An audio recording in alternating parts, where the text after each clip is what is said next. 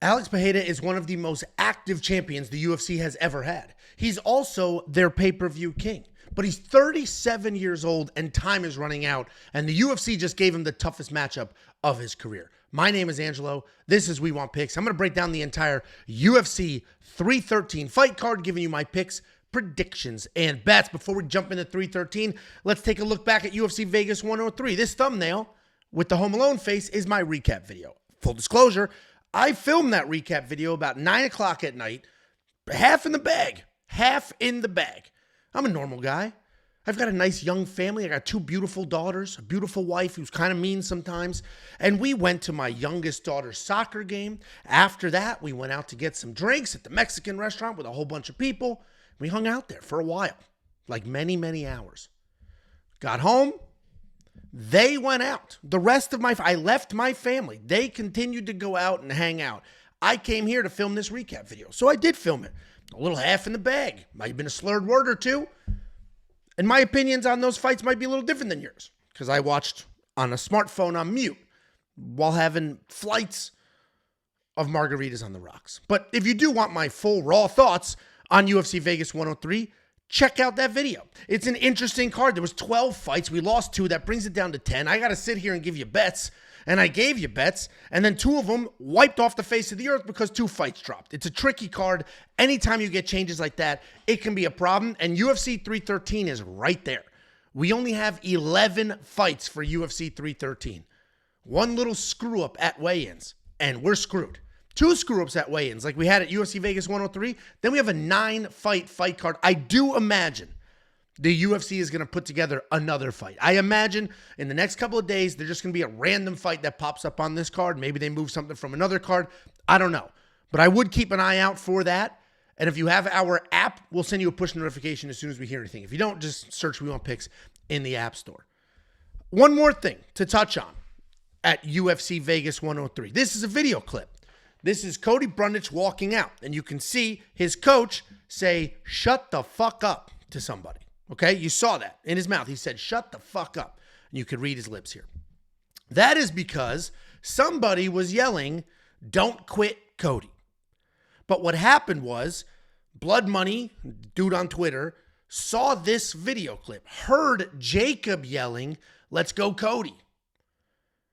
And you hear Jacob yelling very clearly. He was there at the fights. You hear him yelling, "Let's go, Cody." Then you see Mark Montoya yell, "Shut the fuck up." So it looks like he was telling Jacob to shut the fuck up, but that's not what happened. This guy in the picture with Jacob, he yelled, "Don't quit, Cody." So that's who was being told to shut the fuck up. And you know you're doing something well when thousands of people are just chomping at the bit, waiting to jump down your throat for something you didn't do. And I can't even blame Blood Money for assuming this was Jacob, because at first listen, it sounds like Jacob was the one being yelled at. But the replies in the comments, "Oh, Jacob, blah, blah, blah," it's crazy. It is crazy. The people foaming at the mouth, waiting to jump down that poor kid's throat. Especially, Jacob's underdog lock of the week was Cody. Jacob hung out with Cody. Jacob was hanging out with Cody's wife. Jacob put together a highlight. Of course he wasn't getting yelled at. It was this guy. Whatever the hell his name is. So Jacob is free and clear. Hopefully the 15 to 20,000 of you that see this video and you also saw that tweet, recognize it wasn't Jacob getting yelled at for some nonsense. Okay? Clear? You good? You good? I think we're good. Again, normal. I'm just a normal person. Jacob's just a normal person. Let's all take a deep breath and just relax. Enjoy the content. Enjoy the fights. Rooting for somebody to fail. What a joke. Also, Jacob had a phenomenal night as far as the lock of the week was concerned. Bets weren't great. But again, anytime a bunch of fights get canceled, it screws everything up. But his lock of the week, which is 100% free, by the way. If you're watching this content, you see other content in this channel, 100% free. Costs $0, lock of the week. It's no premium pitch, nothing. It's a free pick he does every single week. He takes an underdog, has to be an underdog, calls him his lock of the week. Puts together a really cool video, puts it out to the world. He has hit 4 of the last 5. And because they are all underdogs, you can see the odds here, plus 150, 185, 127, 105, plus 150. Because they're all underdogs, if you just bet on every single one of them every week, of course you're going to lose some. You would be up good money. Jakey boy hit 4 of the last 5 and 86% ROI just from betting one single underdog every week. So keep an eye out for that. Those are always great, high production, high quality videos. I hit my safety parlay last night, and I know a whole bunch of you also rooting against me for no reason whatsoever were pissed that the safety parlay, the odds weren't great. And they weren't. You're right. The odds were not great on the safety parlay, and that's the reality of this sport. If I looked at that fight card and I said, what are the two safest plays on this card? I said Chepe Mariscal's all but a guarantee, and that Andrea Lee fight going over 2.5 is all but a guarantee. And then I said, you know what? Those odds aren't great. Let me give the people another parlay, an even money plus 100 parlay. And I put that on the board as well. Then I put another parlay on the board. And in that other parlay, we had John Castaneda. We had the over 2.5 on the Montana fight. That was dropped. So these fights do get crazy. And in all the craziness that are these fights, and in the chaos that is fist fighting, in the chaos at UFC Macau, where an Asian woman who's never been in any trouble got knocked into another dimension. In the craziness that was UFC 300, when Rinya Nakamura, a world-level wrestler, decided he doesn't want to wrestle anymore. The craziness that is some French nerd, Kevin Gisette, who trained judo his entire life, decides not to use judo. The craziness in a world where Jean Matsumoto is picking human beings up, slamming them to the ground, but gets a tiny paper cut in his forehead. In that crazy world, the safety parlay continues to do what it does. It is the beacon of stability. I will sit here and I will say that. And anybody who disagrees, for the next 17 events, let's go ahead and track your safety parlay and see who ends up on top. I hit 13 of the last 7. That's an 81% accuracy picking a parlay. A parlay. That's not one leg. That's at least 2. Some of these, you got 3. UFC Vegas 102, you got 3. WeWantPicks.com. Click Become a Member. You can unlock the safety parlay for UFC 313 and everything else that we do. Quick content PSA. We've got some brand new content and we move some content. Brand new content. Jacob's full card quick picks. If you're watching this video and you're like, get to the point. Jesus, bro, the intro. A, you're a dweeb. B, Jacob does a video like this, but it's like 12 minutes. No intro, just right to it. And he incorporates keys to victory, which is pretty cool as well. He also has a prop hunting video. It's absurd. He sits there. He does a crocodile hunter. It's absurd. I can't even describe how ridiculous that video is. But he invented it 2 weeks ago. Gave you a plus 600 prop bet that hit. Last week, which was the second week ever, I think 2 different plus 900 prop bets hit. And this past week, he gave you Cody Brundage TKO first round. That was plus 650. That hit. So watch that video. It's free. All the insight in the world. And it's either, there's 2 people in this world. There's people that'll watch that video for what it is and enjoy it. Be like, this kid's crazy. This is great. Love it. This isn't some boring tapology, monotone, copycat bullshit. This is just original content from the boys, and they'll enjoy it. And then there's people that's like, bro, that have no personality, no sense of humor, can't enjoy themselves. Both of those people can enjoy some prop bets in that video. And then finally, you see this beautiful thumbnail on the left. It's the Take Me Down, Win $1,000 kid, and it's Bo Nickel. And that's because I've got a new show on this channel with Josh Thompson. Josh Thompson, former Strikeforce world champion. Daniel Cormier's training partner, Islam, all of them, right? An OG AKA guy. One of the most accomplished fighters in this sport in an era where the UFC didn't even have a lightweight division. Him and I have teamed up. We're friends in real life. He lives near me. And we do what we call bad takes. We take a single topic, talk about it anywhere from 10 to 20 minutes, depending on the topic. Very pointed stuff, a ton of fun, and we throw that out there. The latest topic that we did is, do you think Bo Nickel could take this kid down? Or can this kid take Bo Nickel down? We very much disagreed, but I recommend watching that video, especially if you know who the Take Me Down, Win $1,000 kid is. Check out all the new content. If you're watching this video, we do 400,000 views a month. 400,000 views a month on YouTube. And we have 33,000 subscribers. Obviously, some of those views are repeat views, right? You'll watch more than one video. But there's definitely a disconnect there. A giant chunk of you watch the videos and don't click subscribe. Click subscribe. I don't ask that very often, and they should. Everything is like, give call to action. Give them a call to action. And then also we move some content. The prize picks and the underdog videos that were here have been moved to our second channel, Picks Nation. It's a second channel. That's where the individual fight stuff goes. I've got another guy doing some DraftKings videos go there, and we move these two there. And the reason we moved these stairs, we've added new content on this channel. And what I don't want to do is just flood my channel with a whole bunch of crap. So we took these 2 videos, which are very specific, very pointed videos, and we moved them to Picks Nation. So pay attention. Subscribe over there. If you care at all about Prize Picks and Underdog, these videos will be on Picks Nation. And what's very frustrating about this, last little rant, then we'll talk about the fights. Relax. You got nothing to do right now. Relax. And if you do have something to do, there's chapters. Anybody who takes the time to comment how long this intro is, or bro, get to the point without just using the chapters, definitely has a small penis. 100%. It confirmed. Confirmed small dick energy. Confirmed. Just angry at the world for nothing. Takes you longer to type than click. Anyway, I drive a truck. I drive a Yukon. And I don't drive a ton. Right? I live near most of the things we go to. I work either from home or I travel for work. And when I travel for work, I Uber to the airport. So I don't drive a ton. And when you don't drive a lot, your car battery dies. Your car needs to be running to charge the battery. And so 2 years into owning this truck, the battery died this week. I could just tell you're trying to start it. It's like zzz, zzz, zzz, zzz, zzz. So fine. Friday, I jump the car. I jump the truck. I get it running. And I'm like, let me just let it run in the driveway for an hour. It'll charge the battery. But I was like, you know what? I don't want to have to worry about this. I'm going to be worried everywhere we go. I want to be worried it's not going to start. So I called the mechanic shop up the street and I said, hey, I've got a Yukon. The battery's dead. Can you do it? They said, yeah, drop it off. I said, okay. So I go tell my wife, Tiff, I'm driving the car up the street. I'm dropping it off. Come pick me up in 10 minutes. I'm going up the street. As I'm driving, alone. I would never do this with children or wife in a car. Alone, I'm driving up the street. I see a comment. Bro, where's the Prize Pick video? All right, this comment's under the DraftKings video. So as I'm typing, we moved it to the Picks Nation. I fucking slam into the curb. Blow out my front right tire. Just blow it out. Like, I hit that curb hard. I blew it out. Luckily, I was like 100 yards from the mechanic shop. So then I pull in there. I'm like, yeah, I got a flat tire too. So they repaired it all. That stupid messaging while driving cost me, I don't know how much. The whole thing was $800. I don't know how much of it was tire versus battery. But for the love of shit, it's on Picks Nation. Please. Don't make me text and drive. That's on you. You did that. I didn't do that. You did that. We did move the content.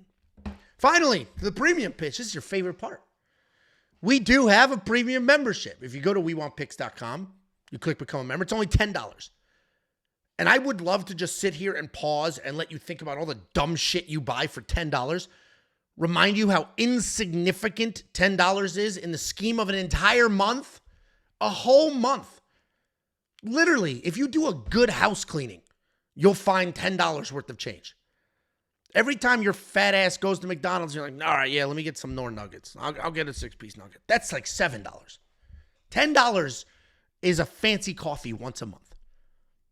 When I stress to you how little $10 is for what you get, it's insane. It's insane. It's insane. It's insane. It was $10 in 2023. We added a whole bunch of shit. It was $10 in 2024. We added a whole bunch of shit. It's $10 in 2025, and the latest edition is the Fight Simulator. This is a tool that we developed from scratch. It's not free. I have to pay somebody to do this shit. Developed it from scratch. And this takes every single fighter on the card. It brings in implied probabilities. It brings in historical DraftKings scores. It brings in historical grappling and striking data. And then it simulates those fights 100,000 times. And then it gives you the results. And you can use those results, I'm slurring, to build DraftKings fantasy lineups. And it has been wildly successful. Every week we're getting comments and messages, Fight Simulator, Fight Simulator. When we introduced this tool that is not free, because I had to pay somebody to develop it, did I raise the price of premium? No, of course fucking not. Because I'm building the best product that has ever existed. Whether you're rooting for us or rooting against us, this is going to be, and already is, the greatest product in this space. Period. End of story. Nothing comes close. Also, for that $10, if you play DraftKings Fantasy, you're going to get the best ownership projections on planet Earth. Better than the roto grinders of the world. Better than the giant DFS companies whose entire existence is to give you numbers like this. Ours are better. It's an objective fact. It's not even close. It's not even close. There's the huge companies in this space who we smoke. Then there's like the middle of the road content creators. That's where I would say we fit. even in that space, there's people charging $30 for a far lesser product. It's insane. We are $10 an entire month. You're going to get picks, bets, tools. We have an artificial intelligence. If you watch this video as part of your research, and that's all you're like, hey, I'm just trying to do research. I could give a fuck. I don't want your picks or bets. I just want to hear your thoughts. And it's one of many videos I watch. I get that. Well, I have a tool for you. The data analyzer is literally the perfect research tool. The data analyzer has every single fight now and for the future. If you like to get ahead of these cards, you can work out into the future. You can have every single fighter. You can add, remove. You can stack filters like takedown lines and how many takedowns did somebody get in decision wins. And then you'll see every fight they've ever had. You can hover over those fights, look at the judges, look at the scorecards, the referee, all of it. Click a button, video pops up. You can watch the video. You also have access to more than just this beautiful ranting face on a Sunday morning. We got Bet Sam and Artem, both of them in New Zealand. We somehow locked down New Zealand MMA, and an artificial intelligence. Artificial intelligence is doing really well. I should have listened to it because I picked that absolute see-through, pale loser, Sam Patterson. The AI picked him to win, and I picked against him. I'm like, this dude is just too brutal. So follow the AI. Every single thing we offer, it's freaking $10 a month. Every single thing we do is inside the app, including push notifications. Search We Want Picks in the App Store. Anytime we place a bet or anything, you will get a push notification. This way, if you like the bet, great. You can hop on it before the line goes crazy. All I see is comments every week. Oh, I was going to do this, and there was no value come Saturday. What the fuck are you waiting until Saturday for? And here's the 4 events you're going to get. That whole rant about this being the greatest product on the planet, A, true. B, it's for a month. It's $10 a month. Look at these cards.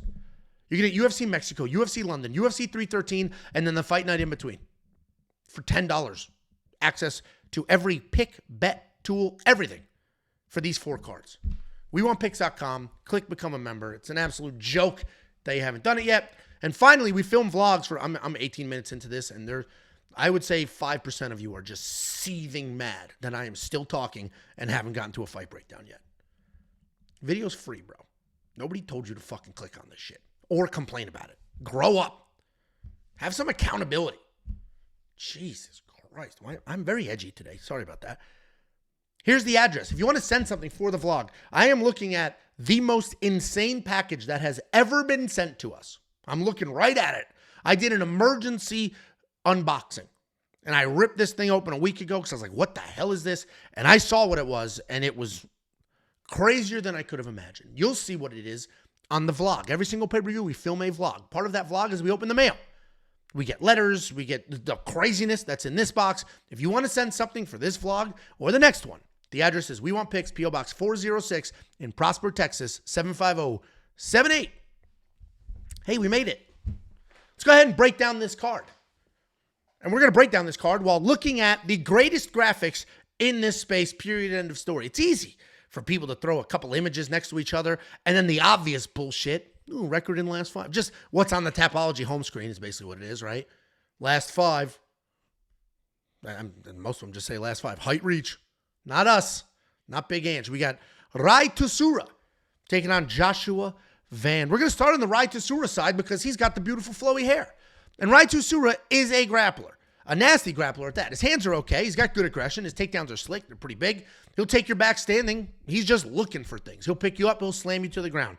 He will instantly transition to ground and pound and look for a finish. He's got plenty of cardio, plenty of composure. He's a guy that can really make something happen if he stays on this trajectory and if he continues to improve. He's coming off that UFC 303 win over Carlos Hernandez, where he went 3 for 8 in takedown attempts. He's taking on Josh Van. Josh Van's a solid striker. He's got good aggression, a bit of power in there. His takedowns, his scramble skills, all decent. He's only 23 years old, so he's young as well. And everything he does is improving from fight to fight. He's this new generation of fighter. So even though you watch and he's primarily a striker, he's pretty good everywhere. He can grapple. He does a nice job looking for things in scrambles, making his opponents work. He's coming off that one-sided win over Cody Djorden where he gave up a few takedowns early. And it looked like, here we go. This is it. This is the end of the era for this little kid. Can't defend takedowns. But that's not what happened. He actually battered the absolute shit out of Cody Durden's face. So giving up those takedowns meant absolutely nothing. And that sort of applies here. We kind of saw this at UFC 310 when Cody Djorden was blindly diving for legs against Josh Van. The good news is, for Rai at least, Cody did have a couple of takedowns early. He seemed to have a path to victory. But then he was absolutely mauled on his feet. Takedowns were just irrelevant almost immediately. Rai is undefeated. And anytime you break down somebody undefeated, you don't quite know how good they are yet. You haven't typically seen them in trouble. I actually like to see a loss or two. I like to see what was going wrong. Did this person just quit when it got tough? Or was this an absolute war? We saw a loss with Josh Van. He was beating Charles Johnson, and then he ate it in the third. But he didn't quit. He didn't wilt. It was too much. It was just too much. Ramazan Temirov almost had the same thing happen to him. Was winning that fight, and Charles Johnson just poured it on in the third. He's got cardio for days. If he just poured it on the first and second, he would have won. But he didn't. Anyway, Josh Van probably wins this fight. I think this looks similar to his last fight. I think he gets taken down early, but he stays comfortable. He stays composed. He lets his hands go. It frustrates Rai. Rai's takedowns will get more and more desperate. Again, that's what happens. You get your face battered in, and what were nice, clean takedowns end up being takedowns from a mile away that are easily stopped. No setups. You get beat even worse, and it's just a snowball. I think Josh Van wins this fight. I'm probably going to wait for some prop bets here, though. I don't quite love the money line.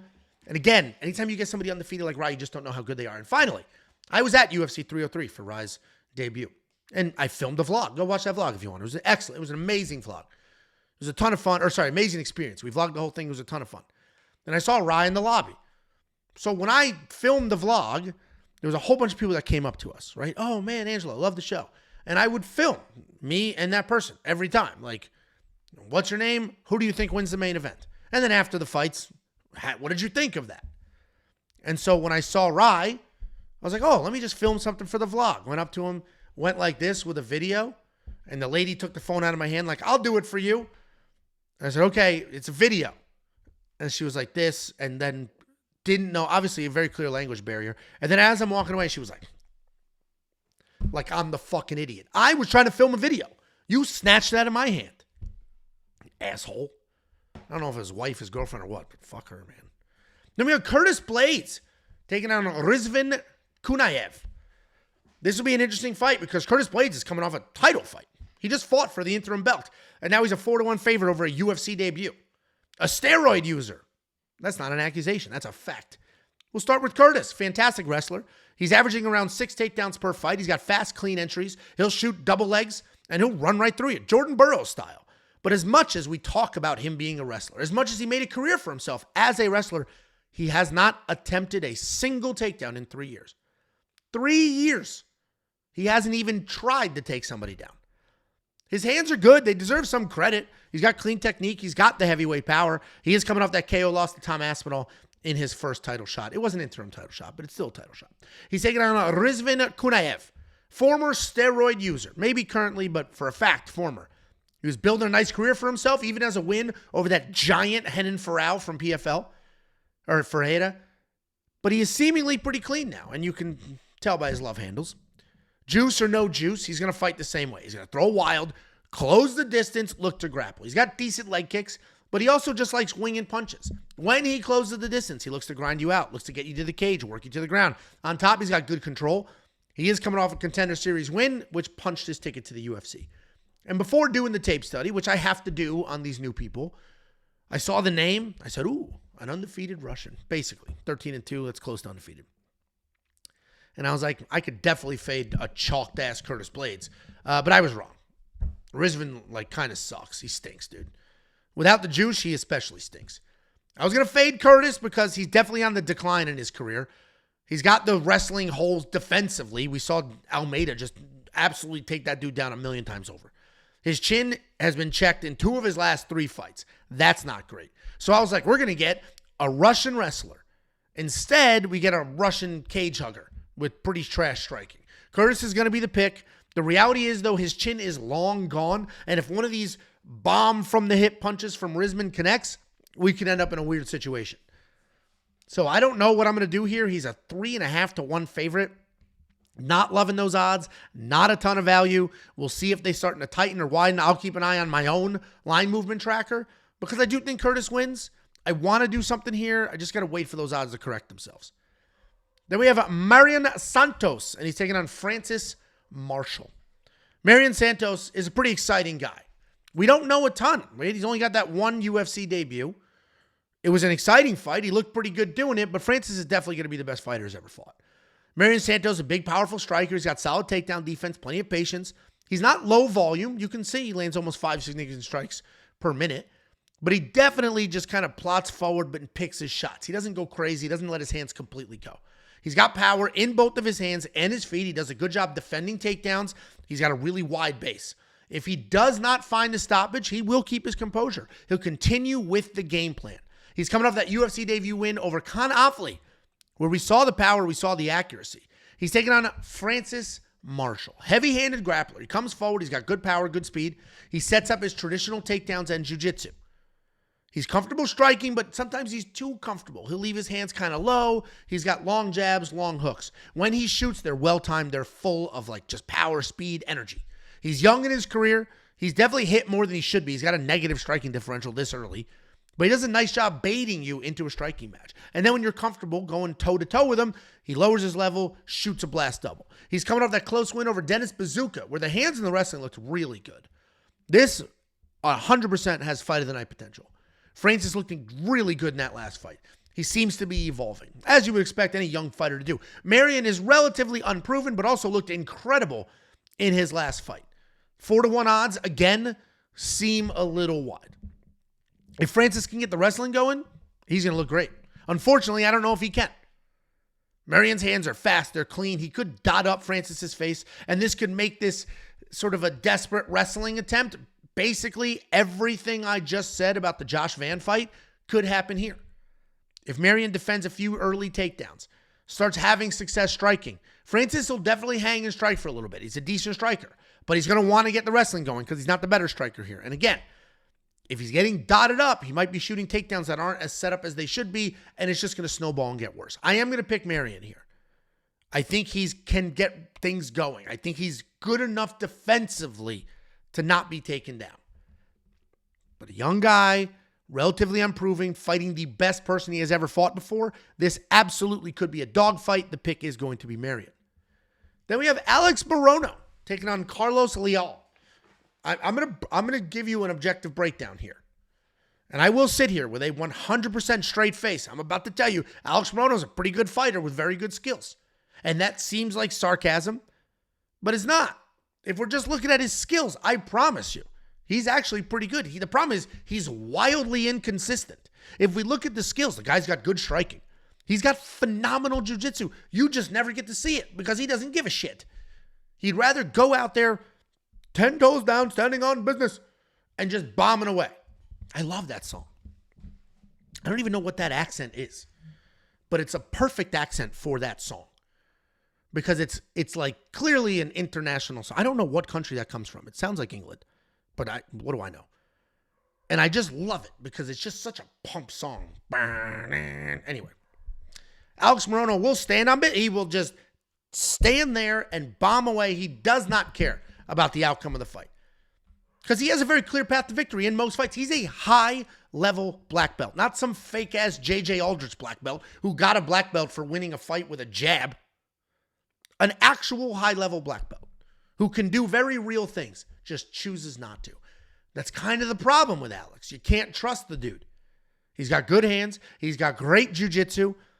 He's fought some of the best people around. He's got clear paths to victory. Doesn't use them. Just doesn't use them at all. He is coming off that split decision loss to Daniel Rodriguez where his counter-striking looked really good. And then Daniel figured it out, and Alex made no adjustments whatsoever. He's taking on Carlos Leal. He's only one fight into his UFC career, and here he is, a minus 600 favorite. And yeah, he's got 27 fights total. He's fought all over the world. Style-wise, he's a Muay Thai striker. He's not really afraid to engage at all. Good forward pressure. He's got that open hand stance, and then he's going to get his legs blasted if he hangs out a little too long. But he's definitely a durable guy. He's certainly durable enough to hang and make a fight ugly. He's got some grappling as well, but it's pretty much a backup plan. His takedown defense is pretty good. It's mostly strength related, but it looked real good in his last fight when he defended 17 of Rinat Fakhretdinov's takedown. And I know we're all very high on Carlos Leal here because he looked great against Renat. He was robbed in that fight. So we all saw this guy beat Renat Fakhretdinov as a massive underdog on short notice, and now we're all saying, oh, this guy's great. I implore you to look at, and implore is a big word for a lot of you. It just means like I'm encouraging you. I'm asking you. I'm firmly asking you, okay? Word of the day. The more you know. I implore you, we use it in a sentence, to look at this objectively. We had a similar situation here with Basel Hafez just a few years ago. Basel Hafez showed up, short notice, almost beat Jack Della Maddalena, and then everybody was like, this guy's the next big thing. Then his next fight out, he barely beats Mickey Gall. Then he just got smoked by Oban Elliott. And I'm not saying Carlos is going to sell or he's a fraud, but I am saying he's entirely unproven.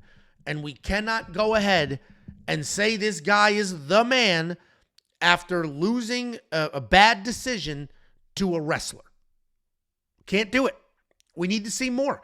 Alex Morono 100% could win this fight if he had any semblance of fight IQ. He doesn't. He's just going to bang. It probably doesn't go well for him. So Alex is going to lose this fight. I'm not even going to say Carlos is going to win. I'm going to say Alex is going to lose. But these odds are starting to close in on crazy. Carlos is the side. I'm confident in him. But again, it's more about Alex not doing what he's supposed to do than trusting a guy who has risen to fame off defending a bunch of sloppy-ass takedowns and not getting credit for it. Then we have Ozzy Diaz taking on Djorden Santos. I don't know why there's a D in there, but it's silent. We got Ozzy Diaz, former LFA world champion. He's a striker. He's pretty light in his feet. He likes to use movement pretty well. He's got some grappling, but by no means is he a grappler. He can find finishes in the clinch or at distance. He's creative with his striking. He's pretty tough, but he can also be hit, and he's definitely chinny. He's pretty tall at 6'4". He's not the thickest guy, so you don't have to worry about him like just being a monster like Alex Bejeda is. In fact, he actually fought a good chunk of his career in multiple weight classes. He made his UFC debut at light heavyweight, and he got knocked out bad by Zhang Mingyang. But he is back down to middleweight where he has spent the majority of his career, so he should settle in nicely. He's taking on Djorden Santos. He's a well-rounded guy, and while he's pretty okay everywhere, he's just okay. Okay is the key word in this breakdown. He's not particularly dangerous. He's not great at any one thing. The striking is okay. The leg kicks are okay. The wrestling is okay. He's got better takedown defense than offense. Ultimately, wherever the fight goes, he will be prepared. But somebody who's very good at one thing, like a very good striker or a very good wrestler, can exploit the okayness that Djorden Santos has. He is making his UFC debut after a decision win on the Contender Series. And listen, Ozzy Diaz is not very good. He's not garbage either. He's sort of middle-of-the-road fighter. Doesn't have the best chin, but got good enough grappling. And that's likely what Jordan's looking to do. I don't understand the 2-1 odds. That seems crazy to me. This should be dead even. This is probably a slug fight, and before you comment that that's not a word, A, it is a word, and B, it's all on how you use it. I'm using slug fight, which is a word, as just some sloppy back and forth. A slug fest is different than slug fight. It's a different word. It's not an alternative. It's a different word with a different definition. A slug fest, to me, is a high level of boom, boom, boom, and they're both going at it. Both pretty good fighters. A slug fight is what you imagine. It's like a couple of slugs fighting. Like, what the hell am I watching? And I think that's what this is. I think this is going to be sloppy as shit. Just absolutely and sloppy as hell. Back and forth. I'm going to pick Djorden because he has the better chin. That's it. That's the reason I'm picking him. Ozzy Diaz has gotten chin checked a few times. Djorden, maybe he hasn't fought enough high-level competition to find out yet, but seemingly he's got the better chin. And if you got a couple of slugs fighting, it's going to come down to the chin. Then we got Brunno Ferreira taking on Armen Petrosyan. Every week, someone's like, oh, Angelo looks like this guy. Angelo looks like that guy. Feels like anybody. It's fucking Brunno Ferreira. Pretty simple. Like, great-looking dude. Good hairline. Kind of jacked. What's the problem here? Anyway, we got Brunno Ferreira. Very powerful guy. Insanely powerful. Very light in his feet, constantly mixing up his attacks. He's going to bounce on his toes. That really helps him come in and out of the pocket really well. And even though he is fast and even though he is powerful and he has all finishes, he's not reckless. He actually can be low volume early in the fight because he's waiting, and then he pounces. He can grapple as well. He's got powerful takedowns, slick BJJ, but he's definitely a striker. He only uses his grappling if he's in trouble or if his opponent initiates it. He is coming off that submission loss to Abus Magomedov at UFC 308. He's taking on Armen Petrosyan, who also is coming off a wild loss at UFC 308. Petrosyan's a fun striker. He's got a professional kickboxing background. He can be a bit of a brawler at times. He does rely on his chin. He lands at an impressive almost 6 significant strikes per minute, and he's hit with around 3. And that's because of that professional kickboxing background. He does not have the best takedown defense, but he's got really good scramble skills and he can pop back up. He's coming off the wrong side of the insane double back fist knockout highlight. This should be a really fun scrap. This is not a slug fight. This will be a slug fest because these two know what they're doing. It's not going to be sloppy shit show. This fight does nothing for the rankings. It means nothing for the division as a whole, but it is really fun. And that's what this is. This is the entertainment business, and this will be entertaining. I fully expect some gunslinging. I also expect the eventual wrestling from Brunno. I understand why Petrosyan is the favorite. He probably should be. He's the far better striker. He was tagging up Shara before the bang bang. But I'm also still going to pick Brunno here. I think he's got crazy enough power, unorthodox enough striking to find the target on the feet. And if that doesn't work, I think he can work in some wrestling. We've only seen one takedown from him in the UFC, but you don't have to be Connie Chung to find out that he can grapple. And that was a fucking sick 90s reference. That was a great, if you're anywhere near my age, I hope you appreciated that. That was nice. Didn't even plan it. I'm going to update the notes on the website and put that in there. Connie Chung was like an investigative journalist in the 90s. So, I mean, great reference. Jesus, that was good. You know what else is good? I'll send you $50. All you need to do is go to WeWantPicks.com/bets. We have affiliate sportsbook partners. They're affiliate links. You click on the link. It takes you to their website. You make an account, you make a deposit, and they're going to go ahead and pay me. They're going to pay me commission. Then I'm going to slice off $50 of it and I'm going to give it to you. It's a very simple process. And it takes anywhere from a couple days to a week. Depends what day you do it, how long it takes to flow through the system. But the reality is, you go to WeWantPicks.com/bets, you use the link, you sign up, you make a deposit, I get commission, I slice it off, I give it to you. We're all in this together. There's no reason to be greedy, pretend that that's not what's happening. That's what's happening. You use the link, I get paid, and then I share it with you. It's a very simple process. Just a reminder, we've got some new content on the channel. Jakey Boy has had this prop hunter video, which is an atrocity to serious videos everywhere.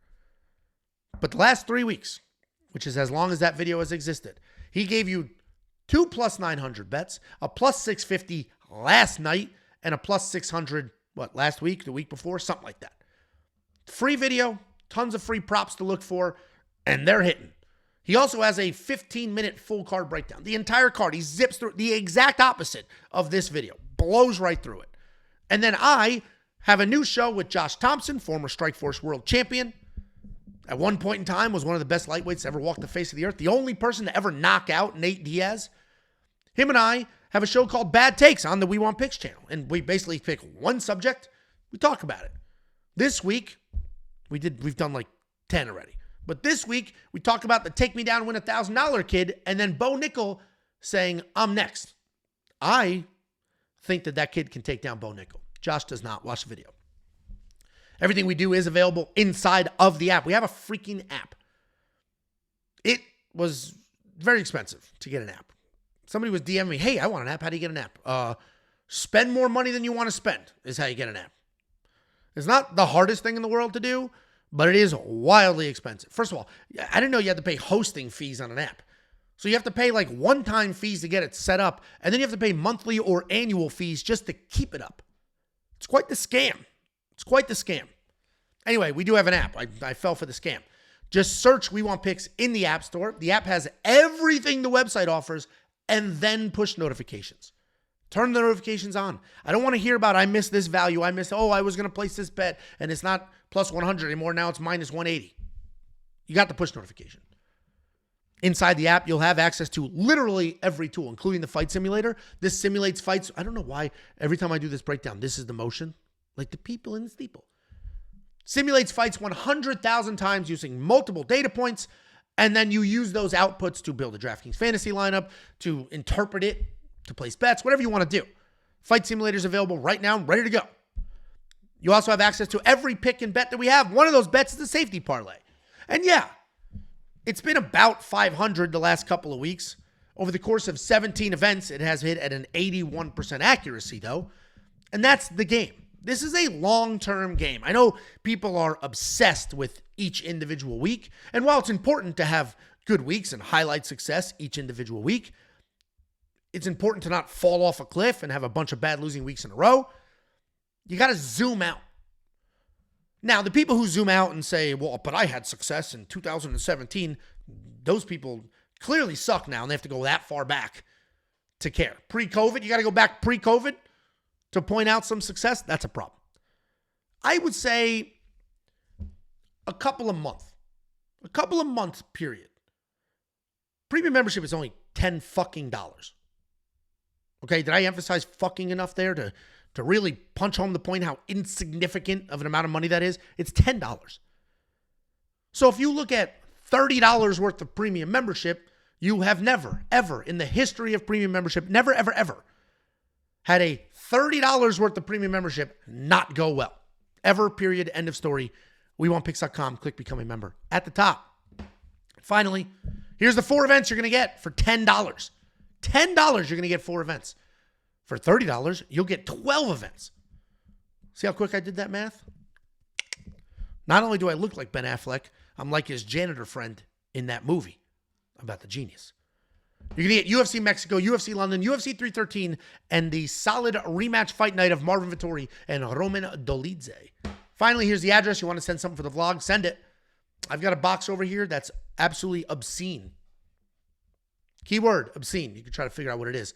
We Want Picks, P.O. Box 406 in Prosper, Texas, 75078. Let's go ahead and break down this main card. I don't know if this fight order is locked in just yet, but I do think the main card is pretty solid. They might shuffle a fight up or down, but I think that's pretty dialed in. And opening up the main card, we have Jalin Turner taking on Ignacio Bahamondes. There is line movement here. Ignacio is likely going to flip to the favorite.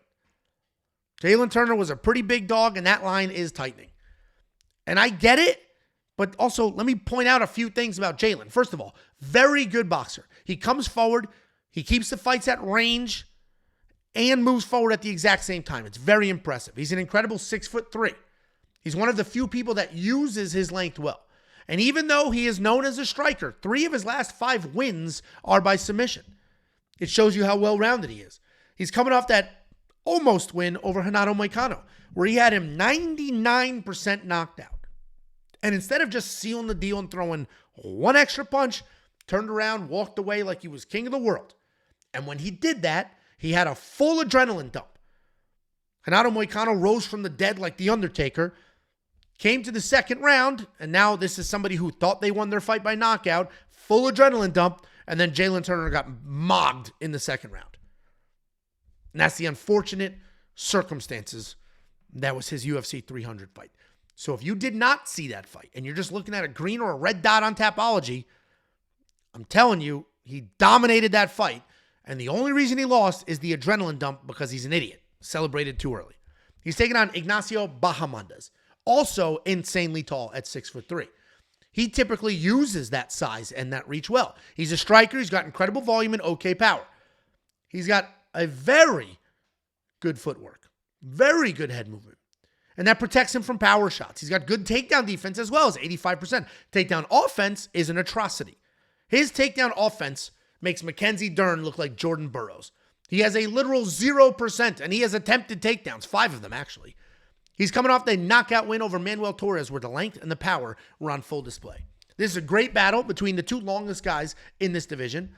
There could definitely be some feeling out because both of them are so long. They're very tall. They're not used to fighting somebody as tall or as long as them. So it could be a bit of a feeling out process. I really want to pick Jalin Turner here. I have forgiven him for his UFC 300 sins But Ignacio is nasty, and he is wildly creative. This may end up being a battle of the chins, and if that's the case, I think Ignacio wins. A few books have Ignacio as an underdog. A few books have him as flipped to a favorite. The line is definitely trending in his direction. He's probably a favorite by the time you watch this. My only hesitation with actually betting on Ignacio here is that if you look at Jalin's losses, he lost to Gamrot, the second best wrestler in the division. He lost an absolute banger war against Dan Hooker, who we know is a gamer.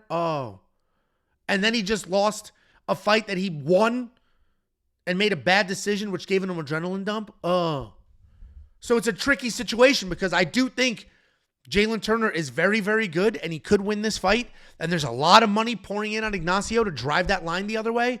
I might just avoid this entirely because I have a lot of respect for how good Jalin Turner actually is.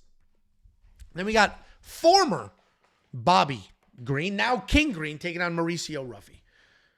King Green, busy striker. He's got that showboat, hands at his waist, Roy Jones Jr. style. Great volume, incredible defense, slick wrestling as a backup plan. He doesn't use it very often, but it is there. He's got 11 knockouts in his very long 50-fight career.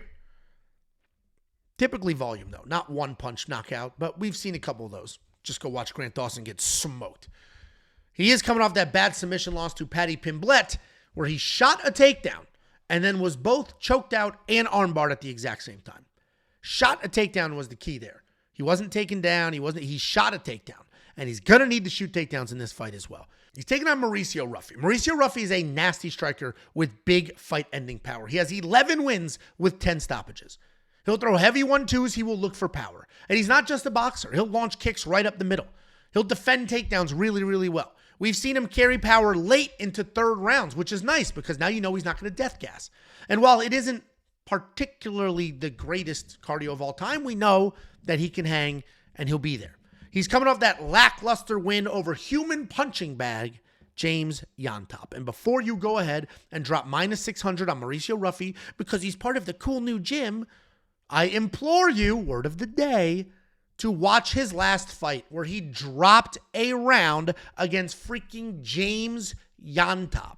I get it. Fighting nerds is the cool new thing, and everybody who's just trying to get impressions on Twitter and Instagram is putting together a graphic that's like the fighting nerds are 12-0 in the UFC. Who cares? Who cares? They're all independent people who were independent people before they just called themselves the fighting nerds and made a gym out of it. Brunno Brazil is also there. I don't see her in any of those graphics. I wonder why. And I'm not hating on the fighting nerds. I love every person individually in the fighting nerds, but what is happening is this hive mindset of like, the fighting nerds are all amazing and they're all going to win. They're all going to dominate. And yes, Bobby Green is 38 years old. But Mauricio Ruffy just looked like shit against somebody who sucks.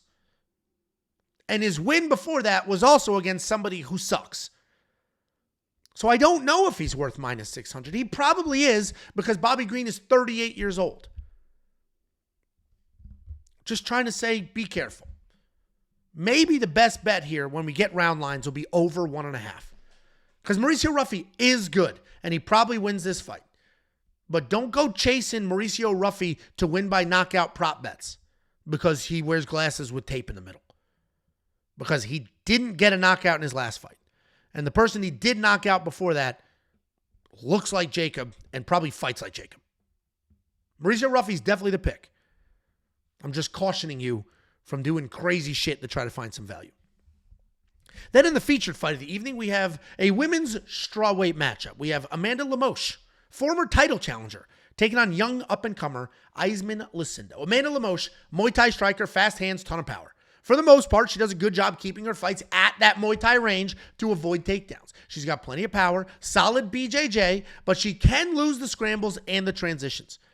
She's been at the top of the division for a very long time now. That has been reflected in her slate of competition. She's coming off the submission loss to Verna Jandiroba, where she was only able to land 2 strikes. She's taking on Iasmin Lucindo. Iasmin Lucindo is a grappler who uses her speed and power to clinch you up and drag you to the ground. Once on the ground, she's got solid top pressure where she uses strikes to loosen you, to soften you, and then she'll transition to submissions. Her striking is just okay. She essentially waits for you to throw, to overcommit, and then she'll counter and rush in looking for a takedown. Her game plan is always get on top and control from there. She's coming off that close decision win over Marina Rodriguez, where she basically just gritted that win out. This fight is either going to look like Amanda Lemos versus Mackenzie Dern, where she was defending trash-ass takedowns and won with good striking, or Amanda Lemos versus Verna Jernarova, where she had no answer for the takedowns. And my brain is telling me that Amanda has too much experience at this level, and Iasmin takedowns are just not good enough to get it. But my gut, my rock solid, flat as a board gut, is saying that ever since the beating she took from Wei Li, Amanda has not been the same.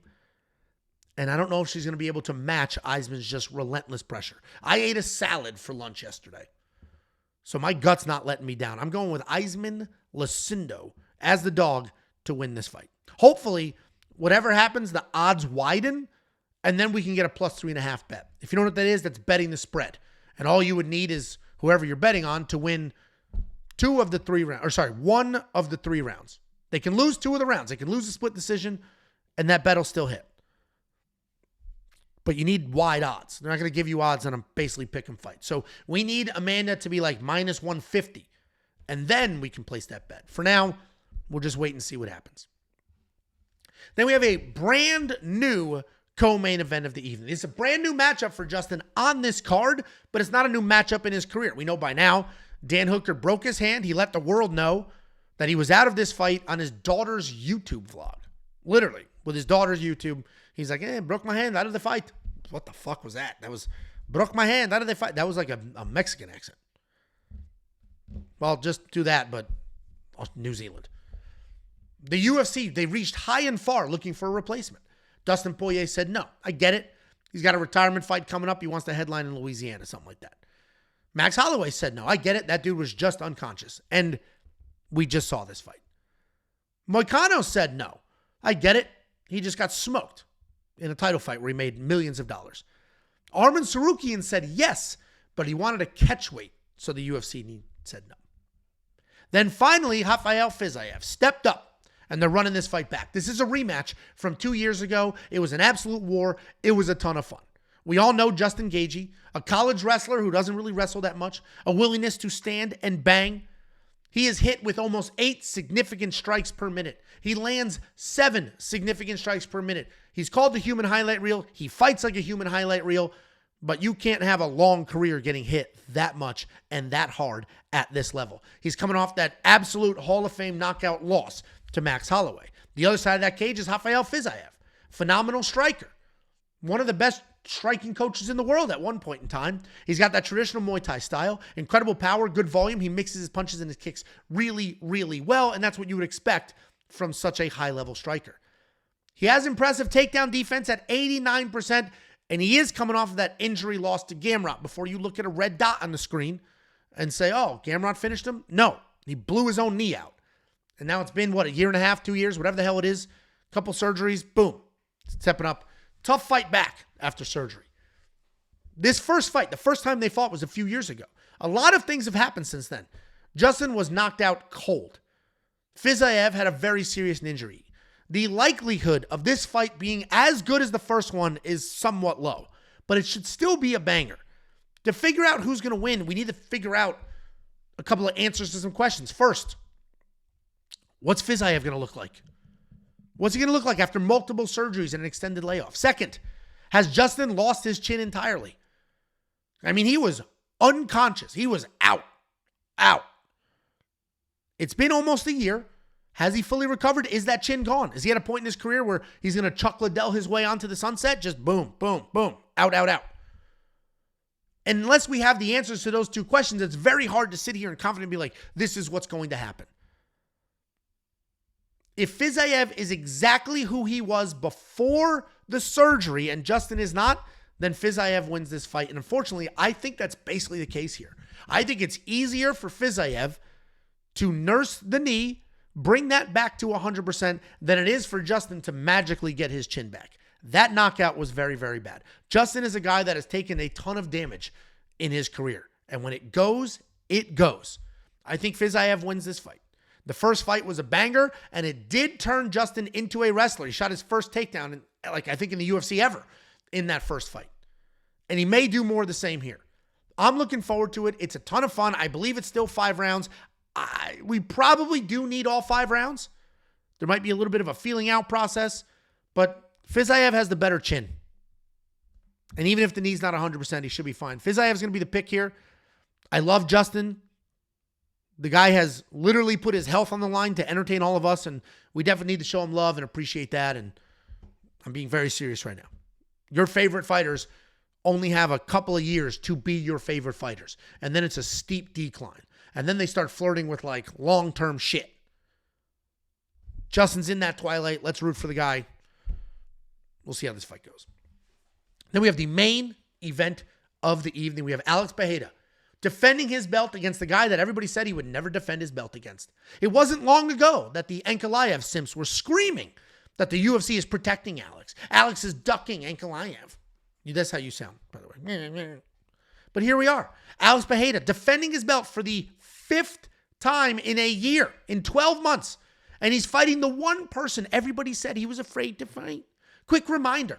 The person that you said Alex was being protected from is 2-0-2 in his last 4 fights. He has a decision win over Chinny Rachik, a no contest over Chinny Johnny Walker, a knockout over Chinny Johnny Walker, and a draw against the senior citizen in Jan Blachowicz when he already fought for the belt one time. A real murderer's row of a resume for Magomed Ankalaev.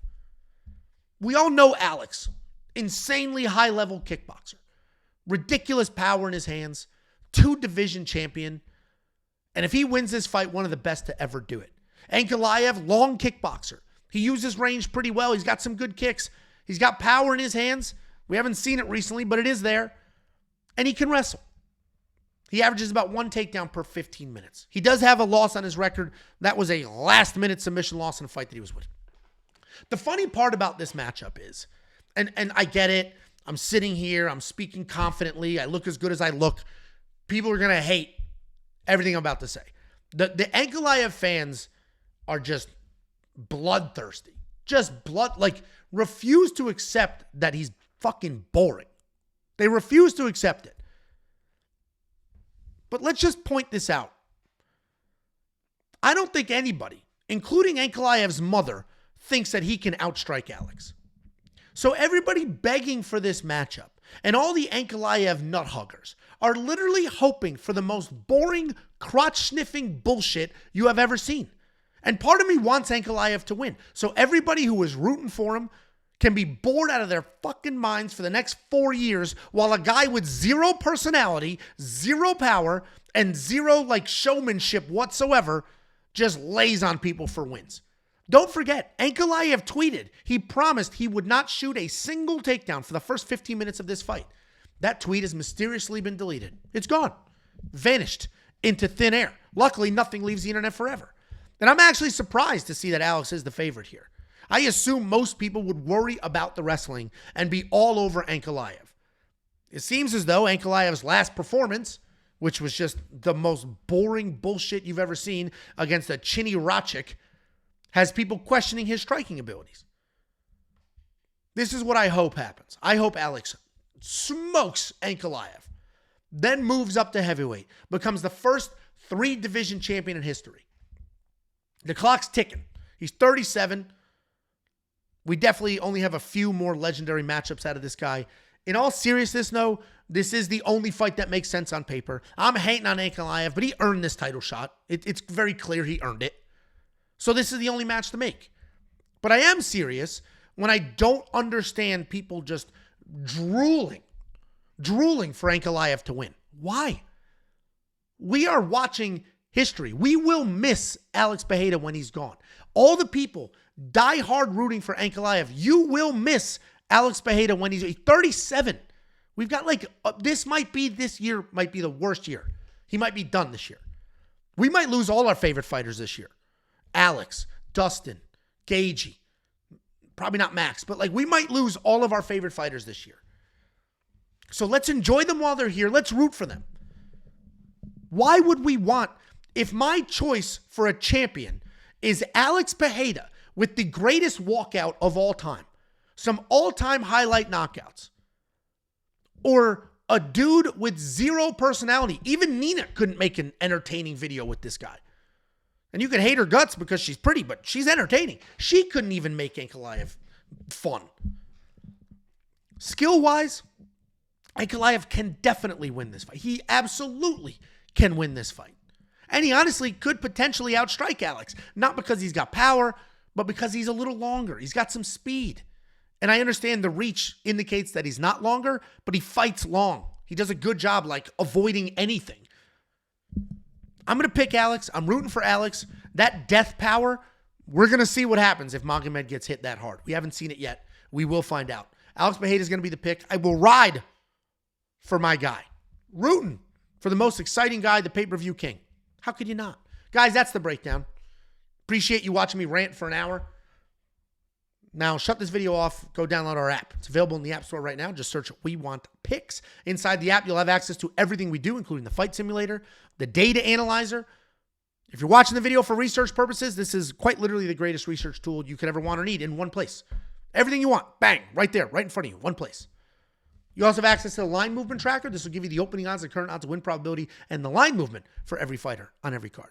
You'll have access to the Prop Hunter. This is a curated set of data specifically designed to help you find prop bets. And what's funny is I film these videos. We give you picks. We give you bets. Premium membership has all sorts of bets on it. And if, let's say, the bets aren't great, just people thirsty.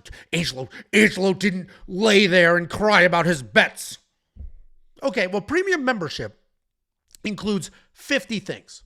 Let's cover all the things that did go well, like how successful the Prop Hunter was in helping people find prop bets, how successful Artem was in his picks, how successful the artificial intelligence was. WeWantPicks.com, click Become a Member. You get access for an entire month. 4 fight cards this month, the month window, right? If you sign up on March 2nd, you will have access to April 2nd. And in that window, you'll see the picks, the bets, and the tools for UFC 313, UFC Vegas 104, UFC London, UFC Mexico. WeWantPicks.com, click Become a Member. At the top, it's $10 for an entire month. I appreciate every last one of you, even the weirdos rooting against us. Thank you for being here, genuinely. I started a podcast with my buddy a few years ago, and now we get to do this. So thank you genuinely very much.